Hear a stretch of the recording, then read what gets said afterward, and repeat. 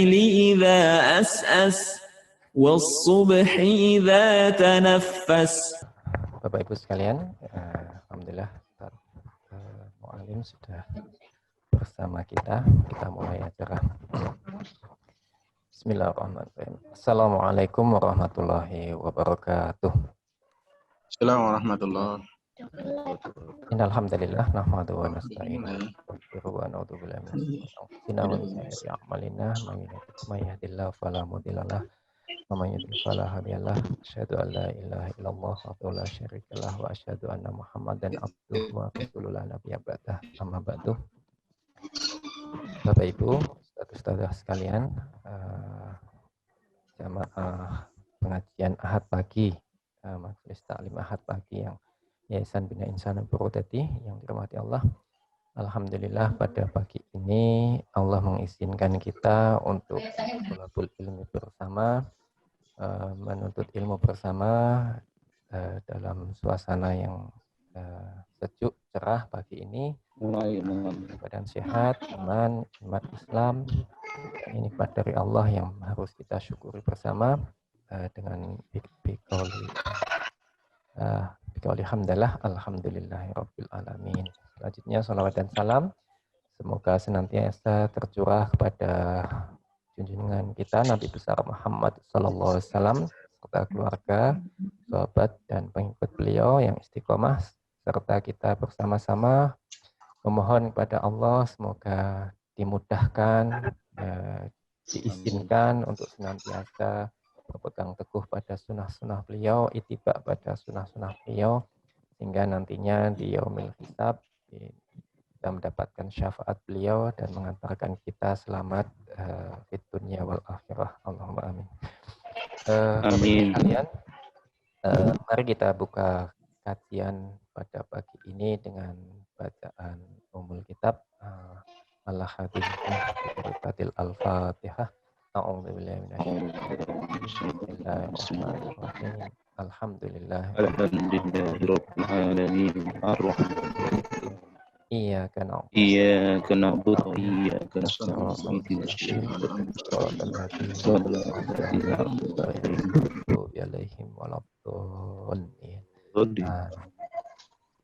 Untuk selanjutnya agar menambah keberkahan pada majelis ini, kita awali dengan tilawah atau bacaan Quran. Ini pembawa acara sekaligus tilawah katanya. Itulah. Baik. Dia akan membacakan surat As-Saff. A'udzu billahi minasyaitonir rajim. Bismillahirrahmanirrahim. Sabbaha lillahi ma fis samawati wa ma fil ardi wa huwal azizul hakim. Ya ayyuhalladzina amanu lima taquluna ma la taf'alun. Kabura maqtan indallahi an taqulu ma la taf'alun. Innallaha yuhibbul ladzina yuqatiluna fi sabilihi saffan ka'annahum bunyanum marsus. Wa idh qala Musa liqaumihi ya qaumi lima tu'dunani wa qad ta'lamuna anni rasulullahi ilaikum falamma zaghu azaghallahu qulubahum wallahu la yahdil qaumal fasiqin. Wa idh qala Isa ibnu Maryam ya bani Israila inni rasulullah ilaikum musaddiqan lima baina yadayya minat tawrati wa mubashiran bi rasulin ya'ti min ba'di ismuhu Ahmad. Falamma ja'ahum bil bayyinati qalu hadha sihrun mubin. ومن أظلم ممن افترى على الله الكذب وهو يدعى إلى الإسلام والله لا يهدي القوم الظالمين.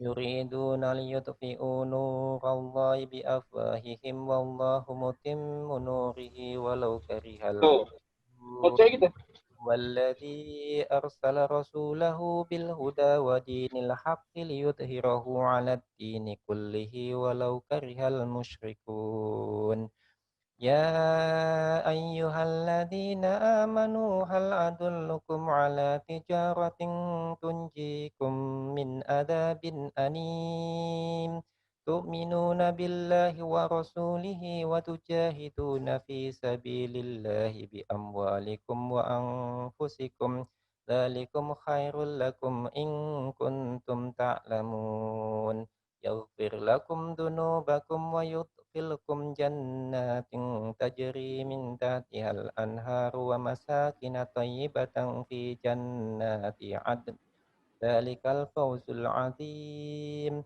وأخرى تحبونها نصر من الله وفتح قريب وبشر المؤمنين يا أيها الذين آمنوا كونوا أنصار الله كما قال عيسى ابن مريم للحواريين من أنصاري إلى الله فقال الحواريون نحن أنصار الله قال الحواريون نحن أنصار الله فآمنت طائفة من بني إسرائيل وكفرت طائفة فعيتنا الذين آمنوا على عدوهم فأصبحوا ظاهرين.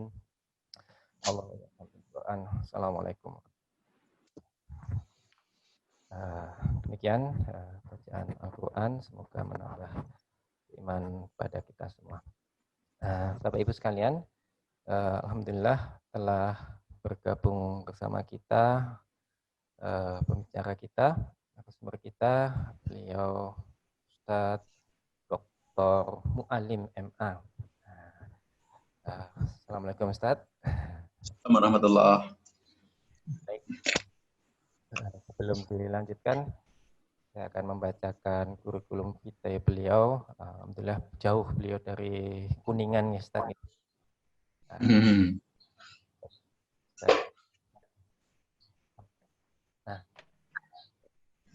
Beliau nama lengkap Dr. Mu'alim MA, alamat Komplek Pesantren Husnul Khotimah Kuningan.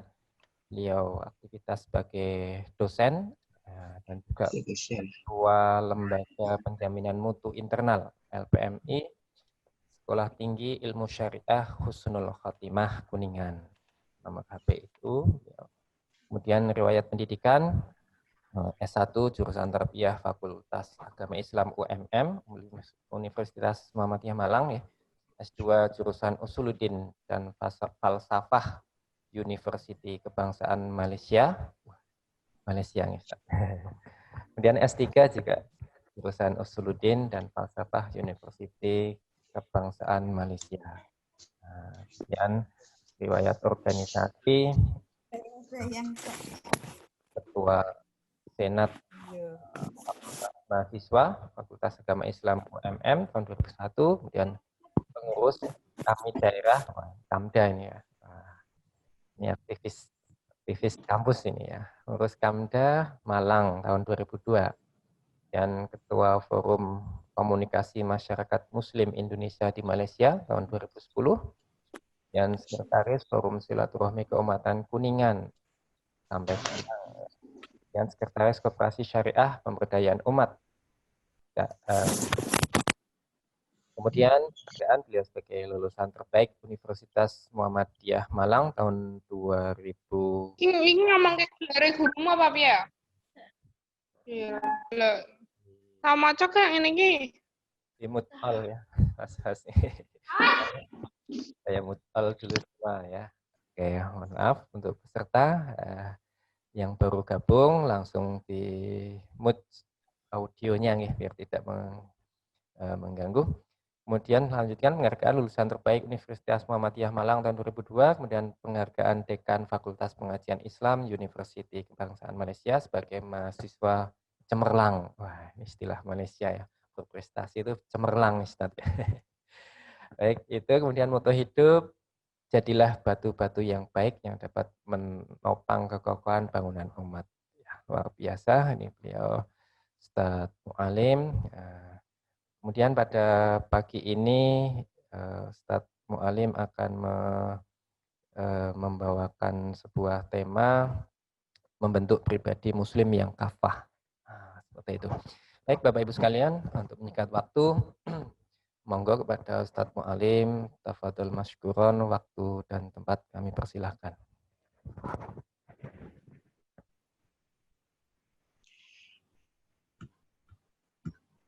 Baik, terima kasih atas waktu yang diberikan. Sebelumnya saya izin untuk share screen ya untuk materi saya ya.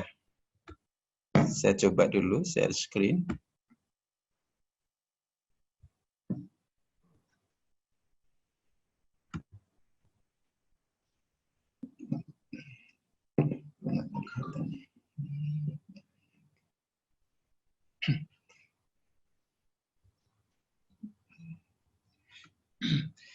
Baik,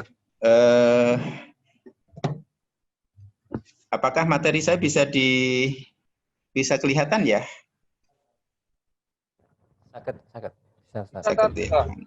Baik. Sekolah khairan nasira. Baik, bismillahirrahmanirrahim. Uhaikum bitahiyatil Islam. Assalamualaikum warahmatullahi wabarakatuh. Waalaikumsalam warahmatullahi wabarakatuh. Alhamdulillahi bi ni'matil imani wal Islam wa bi ni'matil ukhuwah wa tarbiyah wa dakwah wa salatu wa salamu ala Rasulillah wa ala alihi wa sahbihi wa mawalah. Wala halla wala quwwata illa billah. Allahumma aftah lana hikmataka wansur alaina min ghazaini rahmatika ya arhamar rahimin. Allahumma nawwir qulubana binuri hidayatik kama nawartal arda binurika syamsika abadan abada. Rabbi shrah li sadri wa yassir li amri wahlul 'uqdatam min lisani yafqahu qawli. Amin ya rabbal alamin, amma ba'd. Yang saya hormati Bapak Ketua Yayasan Bina Insani, Bapak Sukamto SPD MM, beserta jajaran pengurus yayasan yang saya hormati, para asatid, wa ustadzat, dan juga para wali murid ya mungkin ya Anda ya, dan juga segenap hadirin wal hadirat yang hadir dalam kajian Ahad pagi ini yang dimuliakan oleh Allah Subhanahu wa taala. Alhamdulillah summa alhamdulillah, mari kita sama-sama memanjatkan untaian rasa syukur kita kehadirat Allah Subhanahu wa taala karena atas izin Allah walaupun dalam suasana pandemik ya, saat ini Masya Allah tabarakallah, kondisi bangsa kita sedang diuji oleh Allah Subhanahu wa taala dengan virus COVID-19 ini yang sampai sekarang belum mereda ya. Kita berdoa kepada Allah Subhanahu wa taala, mudah-mudahan Allah Subhanahu wa taala senantiasa menjaga kita, keluarga kita, saudara kita dan masyarakat kita semua, memberikan kesehatan dan juga mudah-mudahan Allah Subhanahu wa taala segera mencabut ya wabah COVID-19 ini sehingga kemudian kita bisa melakukan berbagai aktivitas seperti biasa insya Allah. Baik, Bapak Ibu hadirin wal hadirat yang dimuliakan oleh Allah Subhanahu wa taala. Alhamdulillah berbahagia sekali saya bisa bersilaturahim ya dengan Bapak Ibu sekalian, keluarga besar Yayasan Bina Insani ya. Saya doakan mudah-mudahan Bapak Ketua Yayasan dan juga jajarannya, para asatid dan ustadzat, ya, para murid-muridnya dan juga wali muridnya senantiasa berikan keberkahan, panjang umur, kesehatan, dan mudah-mudahan dilancarkan urusannya, dimudahkan urusannya oleh Allah Subhanahu wa taala. Baik, Bapak Ibu yang dirahmati oleh Allah Subhanahu wa taala, saya diminta untuk menyampaikan materi. Tema yang saya angkat dalam kesempatan pengajian pagi ini adalah membentuk pribadi muslim yang kafah. Ya, rasa kita tidak asing dengan tema ini, tetapi tema ini perlu dan sangat penting Bapak Ibu sekalian untuk terus kita ulang ya. terus kita murojaah sehingga kemudian kita bisa mengaplikasikannya dalam kehidupan sehari-hari kita insyaallah. Baik, tadi MC sudah memperkenalkan diri saya ya. Saya memang sekarang tinggal di Kuningan, Bapak Ibu sekalian, di Jawa Barat, tapi sebenarnya saya juga orang Jawa. Asal saya adalah dari Magetan ya, tidak terlalu jauh rasanya Bapak Ibu dari tempat Bapak Ibu sekalian berada di Purwodadi ya kalau tidak salah ya. Yes. Baik, saya lahir di Magetan 3 November 1976. Saya menikah dengan alhamdulillah Allah kurniakan 4 orang anak kepada saya, 1 orang putri dan 3 orang anak laki-laki ya. Saat ini saya diamanahi ada istri saya di sebelah, minta maaf. Sekarang saya diamanahi untuk menjadi dosen di Sekolah Tinggi Ilmu Syariah Husnul Khotimah atau Stisaka Kuningan di Jawa Barat nih. Mohon maaf sebelumnya karena saya lama di Malaysia ya, hampir 14 tahun Bapak Ibu sekalian. Saya di Malaysia dan baru 2 bulan lebih, kalau tidak baru 2 bulan setengah saya pulang ke Indonesia, kemudian bergabung dengan Husnul Khotimah. Jadi sebelumnya saya mohon maaf kalau nanti bahasa yang saya gunakan masih banyak tercampur ya dengan bahasa Malaysia, dengan bahasa Upin dan Ipin katanya begitu. Baik, Bapak Ibu sekalian, Allah Subhanahu wa taala berfirman dalam surat Al-Baqarah ayat 208 ya. Ba'da'udzu billahi minasyaitonir rajim. Bismillahirrahmanirrahim. Ya ayyuhalladzina amanu udkhulu fis-silmi kafah wa la tattabi'u khutuwatis syaiton innahu lakum aduwwum mubin. Ya orang-orang yang beriman, masuklah kamu ke dalam Islam secara keseluruhan dan janganlah kamu turuti langkah-langkah syaitan, sesungguhnya syaitan itu musuh yang nyata bagimu. Bapak Ibu, insya Allah ayat ini yang nanti akan sama-sama kita kaji, yang akan sama-sama kita diskusikan pada kesempatan kajian Ahad pagi ini insya Allah. Tapi sebelumnya Bapak Ibu, saya ingin mengajak kita semua untuk bersama-sama mensyukuri ya nikmat keislaman yang telah Allah Subhanahu wa taala berikan kepada kita. Bapak Ibu sekalian, sesungguhnya menjadi seorang muslim itu adalah merupakan kenikmatan yang sangat besar, ya. Kenikmatan yang sangat besar yang telah Allah Subhanahu wa taala berikan kepada seorang hamba dan termasuk kepada kita alhamdulillah. Tidak semua manusia ya, bisa mendapatkan kenikmatan berupa nikmat menjadi seorang muslim ini. Ada beberapa alasan Bapak Ibu sekalian mengapa kita harus bersyukur menjadi seorang muslim ya. Di antaranya yang pertama, mengapa kita harus bersyukur menjadi seorang muslim? Karena Islam itu adalah merupakan agama pilihan Allah Subhanahu wa ta'ala. Ya. Islam ini adalah agama pilihan Bapak Ibu sekalian. The chosen religion. Ya. Agama yang dipilih khusus oleh Allah Subhanahu wa ta'ala.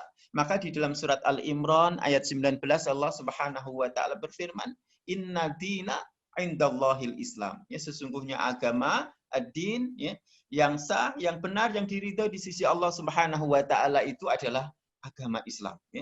Di dalam ayat yang lain, ya, Allah Subhanahu wa taala firman, "Wa may yabtaghi ghairal islami dina fala yuqbala minhu wa huwa fil akhirati minal khasirin." Barang siapa yang mencoba untuk mencari-cari agama selain agama Islam, ya, fala yuqbala minhu kata Allah Subhanahu wa taala, maka tidak akan diterima ya, oleh Allah agamanya itu, wa huwa fil akhirati minal khasirin, dan nanti di akhirat Bapak sekalian, orang-orang yang dia mencari-cari agama selain agama Islam, ya, kata Allah minal khasirin, di akhirat nanti akan termasuk golongannya orang-orang yang merugi. Nauzubillah summa na'udzubillah. Jadi ini alasan yang pertama Bapak Ibu, mengapa kita harus bersyukur kepada Allah menjadi seorang muslim. Ya? Karena Islam adalah merupakan agama pilihan Allah Subhanahu wa ta'ala. Alasan yang kedua, mengapa kita harus bersyukur menjadi seorang muslim? Karena ternyata bukan hanya agamanya saja yang menjadi agama pilihan Allah. Orang Islam sendiri ternyata Bapak Ibu sekalian ini juga menjadi orang-orang manusia-manusia pilihan Allah Subhanahu wa taala ya. Allah berfirman dalam surat Al-Imran ayat 110, kuntum khaira ummatin ukhrijat linnasi ya, ila akhir ayat ya. Kalian adalah umat yang terbaik yang dilahirkan untuk manusia. Subhanallah. Para ulama menafsirkan siapa yang dimaksudkan dengan kuntum kalian di dalam ayat ini yang dinyatakan oleh Allah Subhanahu wa taala sebagai manusia yang terbaik, umat yang terbaik, ya. Ada ulama yang menafsirkan bahwa kata kuntum kalian yang dimaksudkan di dalam ayat ini adalah para sahabat Nabi Shallallahu Alaihi Wasallam. Ada pendapat lain mengatakan bahwa mereka adalah sahabat Nabi yang ikut hijrah bersama Nabi Shallallahu Alaihi Wasallam. Tapi ada juga ulama yang berpendapat bahwa kata kuntum yang dimaksudkan dalam surat Al-Imran ayat 110 itu adalah umat Islam secara keseluruhan. Kuntum khaira ummatin, kalian wahai seluruh umat Islam adalah merupakan umat yang terbaik. Ukhrijat linas, yang dilahirkan untuk manusia. Jadi Bapak Ibu sekalian, kita orang-orang Islam ini adalah merupakan manusia-manusia pilihan Allah Subhanahu wa taala. Betapa bahagianya orang-orang yang dipilih oleh Allah Subhanahu wa taala. Ini Allah yang memilih Bapak Ibu sekalian, ya. Kalau misalnya Purwodadi siapa ya bupatinya ya, gitu ya. Kalau misalnya kita menjadi salah satu penduduk yang dipilih begitu ya oleh bupati kita, ya, bagaimana perasaan kita? Jangankan bupati, baru dipilih oleh kepala desa saja sudah senang, ya. Baru dipilih sebagai oleh ketua yayasan saja dinobatkan sebagai karyawan guru terbaik, senangnya sudah luar biasa. Apalagi ini yang memilih adalah Allah Subhanahu wa ta'ala. Baik, alasan yang ketiga Bapak Ibu sekalian, ya, bahwa mengapa kita harus bersyukur menjadi orang Islam, ya? Karena Islam itu Bapak Ibu adalah merupakan agama yang lengkap dan sempurna. Agama kita, agama Islam itu adalah merupakan agama yang lengkap dan sempurna. Di dalam surat Al-Maidah ayat yang ketiga Allah Subhanahu wa taala berfirman, ya, Al-yauma akmaltu lakum dinakum wa atmamtu alaikum ni'mati wa raditu lakumul Islam madina. Kata Allah, al-yauma akmaltu lakum dinakum, pada hari ini telah aku sempurnakan bagimu agamamu. Al-yauma akmaltu lakum dinakum wa atmamtu alaikum ni'mati, dan telah aku cukupkan bagimu nikmatku, wa raditu lakumul Islam madina, dan aku Allah telah ridho Islam ini menjadi agama bagimu. Subhanallah. Ayat ini menunjukkan tentang kelengkapan dan kesempurnaan dari ajaran agama Islam. Dikisahkan Bapak Ibu sekalian, ada seorang Yahudi yang dia menemui Khalifah Umar bin Khattab radhiyallahu an. Orang Yahudi ini berkata kepada Umar, wahai Amirul Mukminin, engkau senantiasa membaca ayat di dalam Al-Quran, yang mana seandainya ayat itu diturunkan kepada kami orang-orang Yahudi, maka niscaya hari diturunkannya ayat itu akan kami jadikan sebagai hari raya. Hari besar, hari keagamaan bagi agama kami. Kenapa? Karena demikian demikian hebatnya ayat ini. Maka Umar kemudian bertanya, ayat apakah itu yang kamu maksudkan? Kemudian orang Yahudi ini mengatakan, menyebutkan surat Al-Maidah ayat yang ketiga ini, Al-yauma akmaltu lakum dinakum wa atmamtu alaikum ni'mati wa raditu lakumul Islam madina. Jadi Islam ini adalah agama yang lengkap dan sempurna Bapak Ibu sekalian. Semua urusan yang kita perlukan sebagai manusia itu sudah ada di dalam Al-Quran. Nggak perlu lagi Al-Quran ini, Islam ini, agama kita ini di-upgrade, di-update, ditambah-tambahi, karena memang dinyatakan sudah cukup lengkap dan sempurna oleh Allah Subhanahu wa ta'ala. Baik, kemudian alasan berikutnya Bapak Ibu sekalian, mengapa kita harus bersyukur menjadi seorang Muslim, karena ternyata sesungguhnya menerima Islam, itu adalah merupakan bukti seseorang mendapat hidayah dari Allah Subhanahu wa taala. Jadi Bapak Ibu sekalian, bukankah kita selalu meminta diberikan hidayah oleh Allah Subhanahu wa taala? Setiap kali kita sholat, dalam sholat fardu, kita membaca surah Al-Fatihah, kita tahu Al-Fatihah itu merupakan min arkanil sholat, merupakan salah satu rukun daripada sholat. Sholat tidak akan sah ketika sholat tidak ada dibaca surah Al-Fatihah di dalamnya. Setiap sholat, setiap rakaat kita membaca surah Al-Fatihah. Nah kan? Di dalam surah Al-Fatihah itu ada doa di mana di dalamnya kita diajarkan oleh Allah Subhanahu wa taala supaya senantiasa memohon hidayah petunjuk ya kepada Allah Subhanahu wa taala. Yaitu ketika kita membaca ihdinas siratal mustaqim ya. Ya Allah, tunjukinlah kami, berikanlah hidayah kepada kami kepada siratal mustaqim, kepada jalan yang lurus ya. Baik, dan ternyata Bapak Ibu sekalian, Islam ya, menerima Islam itu adalah merupakan satu bukti tanda kalau seseorang itu telah mendapatkan hidayah ya dari Allah Subhanahu wa taala. Maka dalam surat Al-An'am ayat 125 ini Bapak Ibu sekalian, Allah berfirman, "Wa may yuridillahu ayyahdiyahu yasrah sadrahu lil Islam." Ya, barang siapa yang Allah menghendaki akan memberikan kepadanya hidayah petunjuk ya. Yasrah sadrahu lil Islam. Ini saya dia melapangkan dadanya untuk memeluk agama Islam. Subhanallah. Ya, kalau Bapak Ibu mau menerima Islam, menjadi seorang Muslim, ini menjadi salah satu tanda bukti bahwa Bapak Ibu telah mendapatkan hidayah dari Allah Subhanahu wa taala ya. Tapi ingat ya, ulama mengatakan hidayah ini ada dua Bapak sekalian ya. Ada hidayatul irsyad, ada hidayatul taufik begitu ya. Apa dia bedanya antara hidayatul irsyad dan hidayatul taufik? Kalau hidayatul irsyad itu adalah petunjuk hidayah dari Allah Subhanahu wa taala sehingga kepada seseorang ya, sehingga seseorang itu dia bisa membedakan mana yang baik dan mana yang buruk ya. Tahu ya, bahwa Islam itu adalah agama yang terbaik ya. Ini hidayatul irsyad ya. Tahu bahwa sholat itu adalah merupakan perbuatan yang diperintahkan oleh Allah Subhanahu wa taala ya. Tahu bahwa berkata jujur, bersikap adil itu adalah merupakan perintah agama ya. Itu namanya adalah hidayatul irsyad. Tahu bahwa mencuri, ya, berdusta, melakukan suap ya, itu adalah merupakan larangan agama. Itu namanya adalah hidayatul irsyad ya. Tapi ada hidayah yang kedua yang lebih penting ya dan sangat kita perlukan, yaitu hidayatul taufik.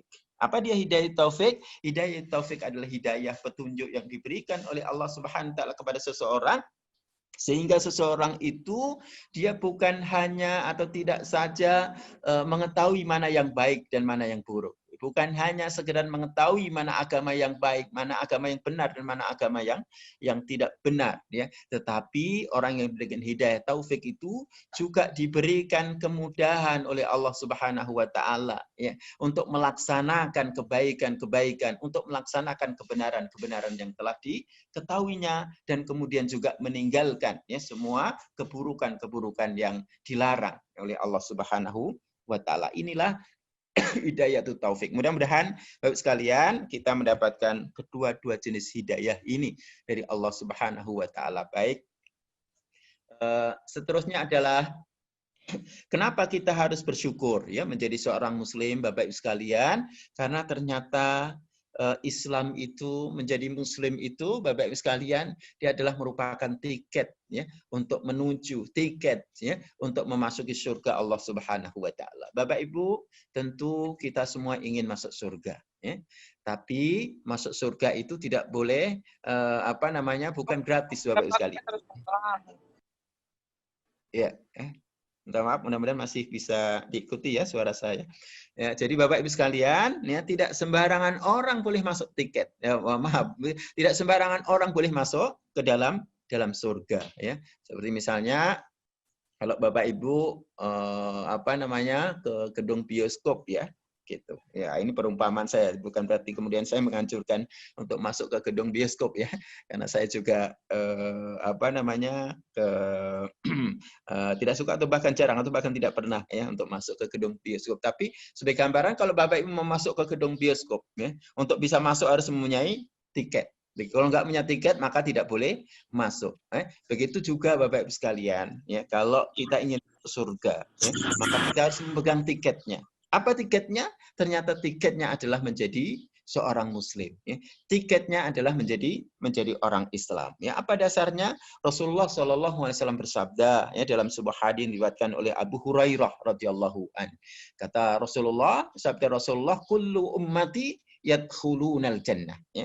Setiap umatku yadkhulunal jannah akan masuk ke dalam surga. Ya. Pertanyaannya Bapak Ibu, siapa umatnya Nabi Muhammad SAW? Siapa umatnya Rasulullah? Jawabannya tentu adalah kita semua. Kita semua orang Islam itulah umatnya Rasulullah Sallallahu Alaihi Wasallam. Dan Rasulullah SAW memberikan garansi, bahwa kata beliau, kullu ummati yadkhulunal jannah. Setiap umatku akan masuk ke dalam surga.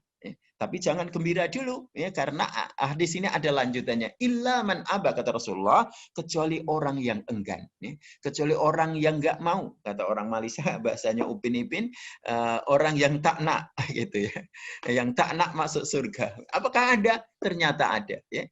Para sahabat bertanya kepada Rasulullah, qila wa may ya'ba ya Rasulullah, siapakah orang yang nggak mau, orang yang enggan, orang yang tak nak masuk ke dalam surga itu ya Rasulullah? Qala, kata Rasulullah, man ata'ani dakhalal jannah wa man asani faqad aba. Kata Rasulullah, sabda Rasulullah, barang siapa yang mentaatiku, maka niscaya dia akan masuk surga. Wa man asani, tetapi barang siapa yang tidak mau taat kepadaku, yang membangkang kepadaku, yakni kepada Rasulullah, faqad aba, maka sungguh dia termasuk orang yang tadi, orang yang enggan, orang yang tidak mau masuk ke dalam surga Allah Subhanahu wa ta'ala. Mudah-mudahan kita termasuk golongan orang-orang yang memang mau untuk dimasukkan ke dalam surga Allah Subhanahu wa ta'ala. Baik, Bapak Ibu, karena itu maka sekali lagi, menjadi seorang muslim itu adalah merupakan kenikmatan yang sangat besar, dari Allah Subhanahu wa ta'ala. Maka mau tidak mau kita harus senantiasa bersyukur kepada Allah atas nikmat itu. Baik, sebelum saya lanjutkan pembahasan saya terkait dengan tema kita, mari sejenak kita melihat kondisi masyarakat ataupun penduduk yang ada di dunia pada saat ini. The World Religion Today ini adalah kondisi penganut agama yang ada di dunia. Baik sekalian, dalam sebuah penelitian di tahun 2015 itu disebutkan bahwa jumlah umat Islam yang ada di dunia itu sebanyak 1,8 miliar, Bapak sekalian. Ini sebanding setara dengan 24,1 dari seluruh penduduk dunia. Jadi 24,1% penduduk dunia itu adalah menganut agama Islam. Ini penelitian di tahun 2015. Kemudian di penelitian terakhir, data terakhir di 2020, ada 3 agama besar yang mendominasi agama-agama masyarakat di dunia pada saat ini. Yang paling tinggi ini data yang ada masih agama Kristen, 2,4 miliar, atau 29%. Kemudian yang kedua, penganut agama terbesar kedua di dunia adalah ditempati oleh agama kita, agama Islam. Orang Islam yaitu sebanyak 1,9 miliar, 1,9 miliar penduduk dunia yang saat ini beragama Islam. Jadi komposisinya 24% dari seluruh penduduk yang ada di dunia. Baik, bagaimana dengan kita masyarakat Muslim di Indonesia, Bapak Ibu sekalian? Kita patut bersyukur kepada Allah Subhanahu Wa Taala menjadi bangsa Indonesia. Kenapa? Karena berdasarkan penelitian, data yang ada, Indonesia is currently the most populous Muslim majority country. Jadi negara kita ini, Bapak Ibu sekalian, adalah merupakan negara dengan penduduk Muslim terbesar di dunia. Subhanallah. Kita patut bangga ini.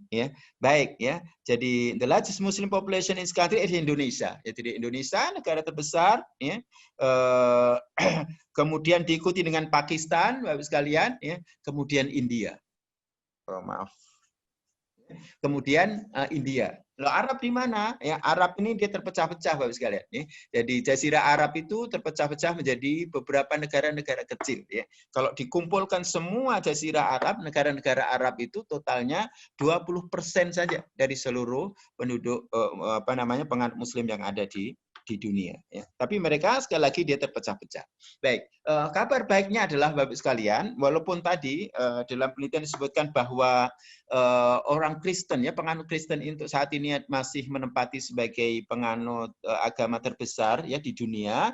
Tapi kabar baiknya adalah bahwa ada satu penelitian bahwa Islam ini akan menjadi agama masa depan ya bagi masyarakat manusia. Ya. Jadi diramalkan di 2050 ya. Nanti umat Islam ini ya penganut Islam ini akan menempati urutan yang tertinggi ataupun yang terbanyak ya dari seluruh penganut agama yang ada di dunia. Karena memang ada tren Bapak sekalian ya, ada tren di di barat Bapak sekalian. Dulu ada kawan saya yang di Australia dia cerita ya, bahwa di sana sekarang ini sudah mulai banyak gereja-gereja yang dijual Bapak sekalian ya. Kemudian dibeli oleh orang Islam ya, dijadikan sebagai masjid ataupun musola ya. Tren ini juga terjadi di di negara-negara Eropa yang lainnya ya, di Inggris dan lain sebagainya. Ya. Makanya kita patut bersyukur kepada Allah Subhanahu wa taala ya. Atas berbagai kenikmatan yang telah Allah Subhanahu wa taala berikan kepada kita ya. Sebab kalau tidak bersyukur Bapak sekalian ya, maka kita khawatir ya kita akan mengalami apa yang dikhawatirkan ya oleh Rasulullah Shallallahu alaihi wasallam. Di dalam sebuah hadis Rasulullah SAW mengingatkan kita ya, bahwa akan datang suatu masa di mana umat lain akan memperebutkan kamu, yakni umat Islam. Ya. Ibarat orang-orang yang lapar memperebutkan makanan dalam hidangan. Ya. Sahabat bertanya, apakah pada waktu itu jumlah kami hanya sedikit ya Rasulullah? Beliau menjawab, bukan. Bahkan sesungguhnya jumlah kamu sangat banyak ketika itu. Ya. Tetapi kualitas kamu ibarat buih yang terapung-apung di atas air bah. Dan Allah akan mencabut wibawamu atas musuhmu, ya, serta jiwamu akan tertanam penyakit wahan. Ya. Saat bertanya, apa yang dimaksud dengan wahan itu? Ya, beliau menjawab, cinta dunia dan takut mati. Hubbud dunya wa karahiyatul maut. Ya. Ini kekhawatiran yang telah diramalkan oleh Rasulullah SAW yang menimpa umat Islam. Bapak Ibu sekalian, mungkin kita bisa melakukan introspeksi. Apakah kondisi kita umat Islam ya, pada saat ini sudah mengalami seperti yang diramalkan oleh Rasulullah SAW? Ya. Jumlah kita banyak saat ini, Bapak sekalian. Ya. Kita warga Muslim Indonesia menjadi penduduk Muslim, menjadi negara berpenduduk Muslim terbesar di dunia. Ya. Secara global, ya kita juga umat Islam itu menempati urutan kedua, ya, penganut agama terbesar di dunia. Apakah itu hanya sekedar kuantitas? Ya? Ataukah juga diikuti dengan kualitas kita, Bapak Ibu sekalian? Ya? Ini menjadi satu pertanyaan ya, yang bisa kita jadikan sebagai satu bahan evaluasi, bahan muhasabah, bahan introspeksi diri kita masing-masing. Ya? Karena itu kembali kepada tadi, begitu banyaknya nikmat ya keislaman, begitu mahalnya nikmat keislaman yang telah Allah Subhanahu wa taala berikan kepada kita, Bapak Ibu, maka sekali lagi kita harus senantiasa memperbanyakkan dan meningkatkan ya kuantitas dan juga kualitas kesyukuran kita kepada Allah Subhanahu wa taala. Bagaimana caranya kita bersyukur ya, atas nikmat keislaman yang telah Allah Subhanahu wa taala berikan kepada kita, Bapak sekalian ya. Para ulama mengatakan bahwa syukur ini, Bapak sekalian, dia ada 3 tingkatan ya. Syukur tingkatan yang pertama adalah asyukru bil lisan ya. Syukur dengan menerusi lisan atau ucapan. Ketika seorang mendapatkan nikmat, maka dia wujudkan rasa terima kasihnya, rasa syukurnya kepada Allah dengan ucapan. Ya, misalnya dengan mengatakan atau mengucapkan alhamdulillah, segala puji bagi Allah Subhanahu wa taala. Ini asyukru bil lisan. Ya. Kemudian yang kedua Ada asyukru bil qalbi, syukur dengan melalui hati. Ya. Bagaimana syukur melalui hati? Yakni ketika seorang itu diberikan nikmat oleh Allah, ya, bukan hanya dia mengucapkan secara lisan mengucapkan alhamdulillah, tapi dia juga meyakini bahwa nikmat yang dia peroleh itu semata-mata pemberian dari Allah Subhanahu wa taala, ya. Bukan karena usahanya, tapi pemberian dari Allah Subhanahu wa ta'ala. Inilah asyukru bil qalbi. Kemudian ada tingkatan yang ketiga, inilah tingkatan yang terbaik dari syukur Bapak sekalian, yakni asyukru bil amal atau asyukru bil arkan, ya. Jadi bersyukur dengan amal perbuatan. Bersyukur dengan anggota tubuh badan kita. Ya. Bagaimana bersyukur dengan amal perbuatan? Yakni kita menggunakan semua nikmat yang telah Allah Subhanahu wa taala berikan kepada kita ini untuk menambah, meningkatkan ketaatan kita kepada Allah Subhanahu wa taala. Ya. Inilah asyukru bil amal atau bil arkan. Nah, terkait dengan bersyukur terhadap nikmat keislaman yang begitu besar yang Allah Subhanahu wa taala telah berikan kepada kita. Bagaimana caranya? Caranya adalah Bapak sekalian, dengan kita berusaha terus-menerus untuk meningkatkan kadar kualitas keislaman kita. Ya. Jadi keislaman kita kualitasnya harus kita tingkatkan, Bapak sekalian. Jangan Islam dulu ada istilah Islam KTP, ya, gitu. Kalau nggak salah dulu ada sinetronnya ya di Indonesia, masih ada nggak itu? Baik. Ya, jadi begitu kualitas keislaman kita harus kita senantiasa tingkatkan dari waktu ke waktu, dari hari ke hari, dari masa ke masa. Sebab kalau tidak, ya, maka nanti kita akan menjadi umat Islam yang hina, na'udzubillah summa na'udzubillah, seperti yang dikhawatirkan oleh baginda Nabi Shallallahu Alaihi Wasallam. Banyak jumlahnya, ya, tapi kualitasnya sangat lemah. Banyak jumlahnya, ya, tapi kemudian dijadikan perebutan. Ya, atau bancaan, ya, kata orang Jawa, ya. Bancaan, ya, bagi umat-umat yang lain. Na'udzubillah summa na'udzubillah. Baik, kemudian bagaimana caranya kita untuk meningkatkan kualitas keislaman kita? Baik, ya. Kita masuk kepada ayat yang akan kita jadikan pembahasan, ya, dalam tema kajian kita pada pagi hari ini, yakni surah Al-Baqarah ayat 208. Di dalam ayat ini Bapak Ibu, Allah Subhanahu wa taala berfirman, ya ayyuhalladzina amanu, wahai orang-orang yang beriman, udkhulu fisilmi kafa, masuklah kamu, ya, ke dalam Islam secara kafa. Wala tattabi'u khutuwati syaitan, janganlah kamu mengikuti langkah-langkah syaitan, innahu lakum aduwwum mubin, karena sesungguhnya syaitan itu adalah merupakan musuh yang nyata bagimu. Baik, Bapak Ibu sekalian, apa asbabun nusul dari ayat ini, ya? Ibnu Jarir meriwayatkan bahwa ayat ini, surat Al-Baqarah ayat 208 ini, Bapak Ibu, dia turun berkaitan atau berkenaan dengan sekumpulan orang Yahudi. Ya. Ada sekumpulan orang Yahudi yang sudah masuk Islam, ya. Kemudian mereka mendatangi Rasulullah Shallallahu Alaihi Wasallam. Ya. Orang-orang Yahudi ini berkata kepada Rasulullah, ya Rasulullah, hari Sabtu kemarin, ya, hari Sabtu itu adalah hari yang kami agungkan. Ya, jadi hari Sabtu ini merupakan hari yang diagungkan oleh orang-orang Yahudi.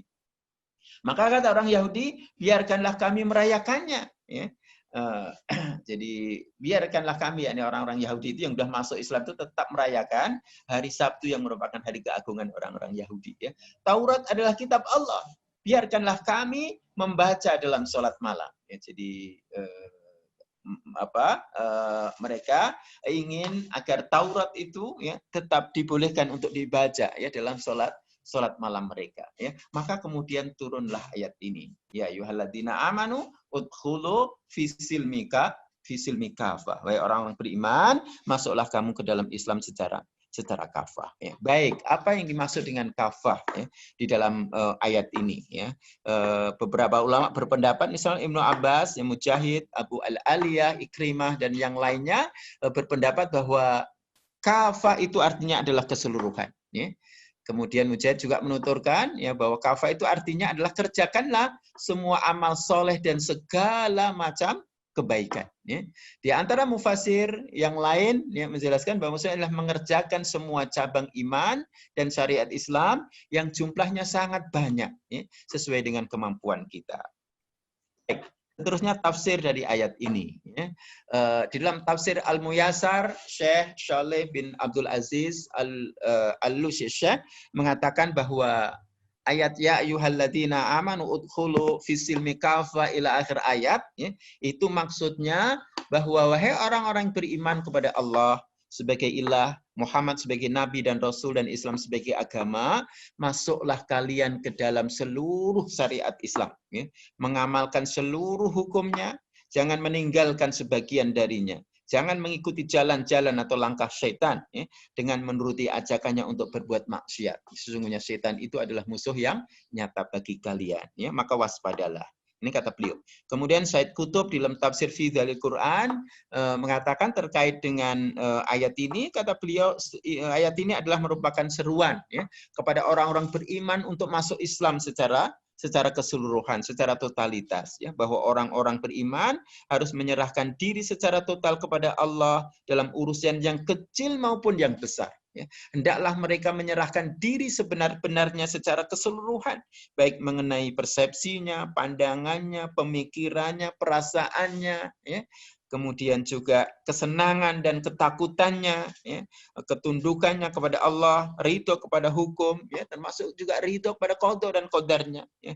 Tidak tersisa sedikit pun dari semua itu untuk selain Allah Subhanahu wa ta'ala. Artinya seluruh totalitas kehidupannya itu adalah diperuntukkan kepada Allah Subhanahu wa ta'ala dan mengikuti aturan-aturan yang telah ditetapkan oleh Allah Subhanahu wa ta'ala. Inilah maksud dari ayat ini, ya. Kemudian Ibnu Katsir mengatakan terkait dengan ayat ini, Al-Baqarah ayat 208 tadi, bahwa Allah memerintahkan kepada hamba-hambanya yang beriman, ya, kepadanya dan membenarkan Rasulnya, hendaklah mereka berpegang kepada tali Islam, ya, dan semua syariatnya, serta mengamalkan semua perintahnya dan meninggalkan semua larangannya dengan segala kemampuan yang ada pada mereka.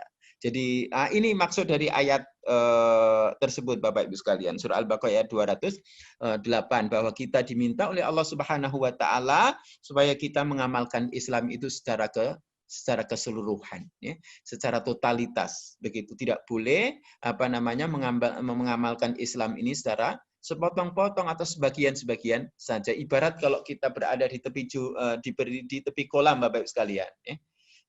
Kalau kita ada di tepi kolam, ya kan, kolam renang misalnya, ya. Jadi kalau kita mau mandi itu jangan hanya kakinya saja yang tersentuh dengan air kolam, begitu, ya. Jangan hanya badannya, tapi kalau boleh kita menyelam sekalian, ya, agar seluruh bagian dari tubuh kita, ya, itu terkena oleh air. Ya, begitulah gambaran seorang yang masuk Islam secara kafah itu. Dia amalkan semua ajaran Islam tanpa memilah dan memilih. Begitu, ya. Banyak orang yang dia ingin mengamalkan Islam itu hanya sebagian saja, Bapak sekalian, ya. Begitu, ya. Ada orang yang dia mengamalkan Islam itu hanya pas ketika pernikahan saja, gitu, ya. Pas nikahnya dia menggunakan cara-cara Islam, ya. Tapi setelah selesai menikah sudah nggak ada lagi, begitu, nggak mau lagi mengamalkan Islam. Begitu. Ada orang yang dia mengamalkan Islam itu, ya, selain pernikahan adalah ketika naudzubillah, ketika sudah meninggal dunia. Begitu. Nikahnya secara Islam, ya, ada kawah dan sebagainya, kemudian meninggalnya dikuburkan dengan cara-cara Islam, tapi semasa hidupnya naudzubillah tidak pernah sama sekali mengamalkan nilai Islam. Ya. Atau misalnya mengamalkan Islam hanya dari ibadahnya saja, tetapi yang lainnya juga tidak mau untuk mengamalkan, ini tidak boleh, ya. Jadi bangunan Islam ini, mari kita lihat kalau Islam ini diibaratkan sebagai sebuah bangunan, Bapak sekalian, maka Islam ini adalah sebuah bangunan yang sangat lengkap, ya. Dia ada pondasinya. Ya. Apa pondasinya? Ya, pondasinya adalah berupa akidah, ya. Kalau ya ini syahadat itu atau kalimat tauhid itu, ya. Asyhadu alla ilaha illallah wa asyhadu anna Muhammadar Rasulullah, itulah pondasi dari bangunan Islam, ya. Maka seorang yang dia ingin masuk Islam, ya, dia harus meyakini dua kalimat syahadat ini dan harus mengucapkannya. Kalau tidak, ya, maka tidak diterima keislamannya. Ya. Kemudian berikutnya juga ada tiang-tiangnya. Ya. Apa tiang-tiangnya? Itulah arkanul Islam. ya, sholat, kemudian zakat, haji, puasa, Bapak sekalian, itu ibarat dari tiang-tiang dari bangunan Islam. Ya. Maka kalau ada orang Islam dia bersyahadat, ya, tapi tidak mau sholat, ya, tidak mau berpuasa, tidak mau zakat, ya, sudah punya kemampuan harta tapi tidak mau pergi berhaji, ya, maka itu ibarat dia membuat pondasi tapi nggak ada tiang-tiangnya. Ya. Apakah dia bisa disebut sebagai bangunan? Tentu tidak, ya.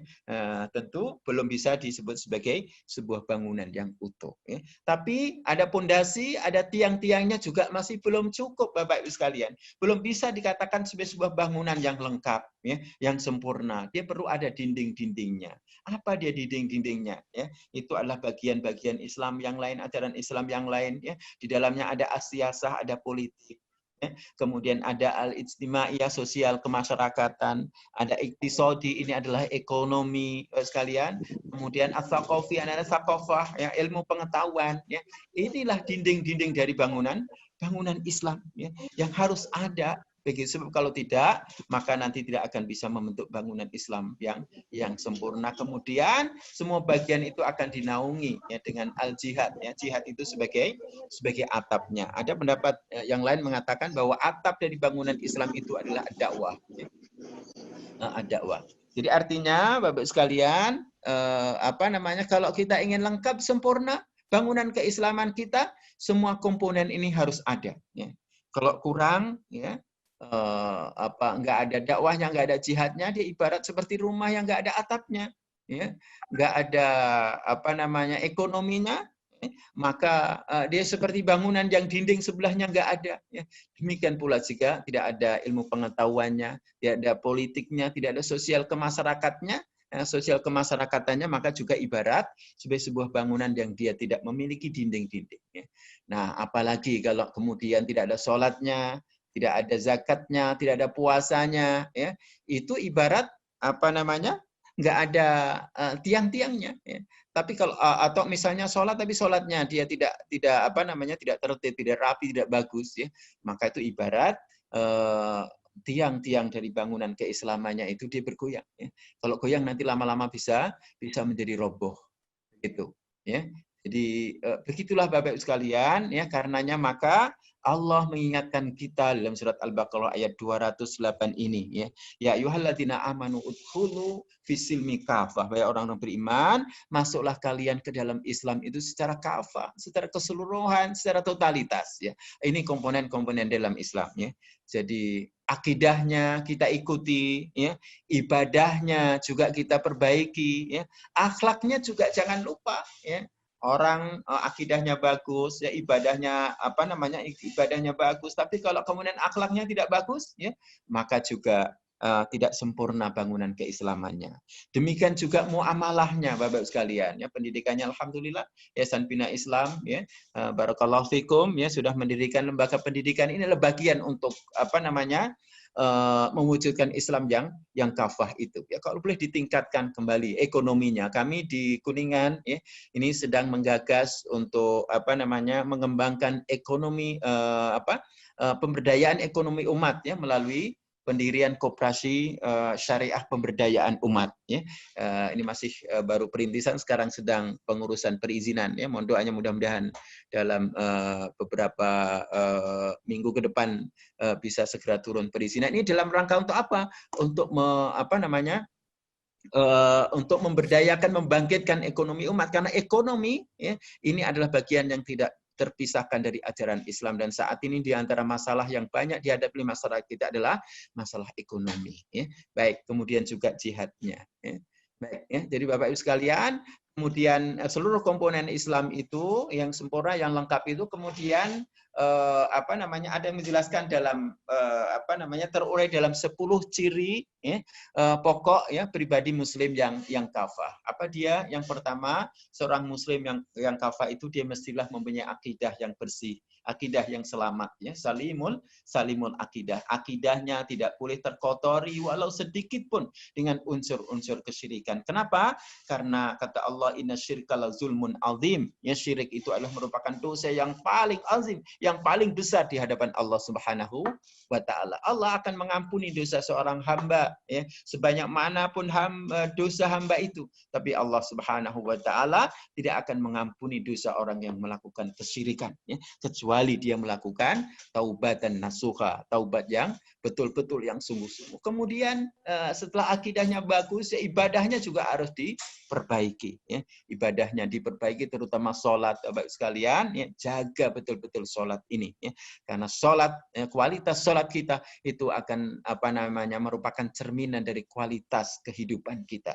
Siapa yang bagus sholatnya, maka insya Allah akan bagus pola kehidupannya. Siapa yang rapi tertib sholatnya, maka insya Allah akan rapi tertib urusan-urusan di dalam kehidupannya. Kemudian akhlaknya juga begitu. Ya. Kata Rasulullah, innamal bu'istu liutamima makarimal akhlak. Ya, sesungguhnya aku tidak diutus ya, melainkan untuk menyempurnakan akhlak yang mulia. Seorang muslim yang kafah wajib dia mempunyai akhlak yang baik. Ya, mempunyai akhlak yang baik. Ya, kemudian juga sakofahnya, wawasannya, ilmu pengetahuannya ya, juga harus ditingkatkan, Bapak Ibu sekalian. Ya. Apalagi di dunia sekarang, ya, di era industri 4.0 atau 4.0 ini, Bapak sekalian, ya, siapa yang tidak mempunyai ilmu pengetahuan, maka dia akan tertinggal. Ya. Maka saya berpesan kepada Bapak Ibu sebagai wali murid, ya, supaya terus ya, memotivasi putra-putrinya ya untuk meningkatkan semangat belajarnya. Walaupun sekarang kondisinya harus belajar secara daring ya. Saya tidak tahu bagaimana di Purwodadi, apakah sudah bisa offline ya, pembelajaran di sana ya. Tapi semangat belajar juga harus terus ditingkatkan ya. Kalau boleh motivasi putra-putrinya untuk bisa menuntut ilmu ke jenjang pendidikan yang tertinggi ya. Nanti dari SD ke SMP ya, ke SMA, kemudian kuliah S1, S2, S3 kalau boleh. Begitu. Kenapa?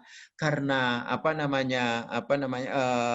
di antara ciri ya, seorang muslim yang kafah itu dia mempunyai ilmu, mempunyai wawasan, yang mempunyai sakofah yang luas ya. Kemudian juga berikutnya adalah jasmaninya, fisiknya juga harus kuat ya.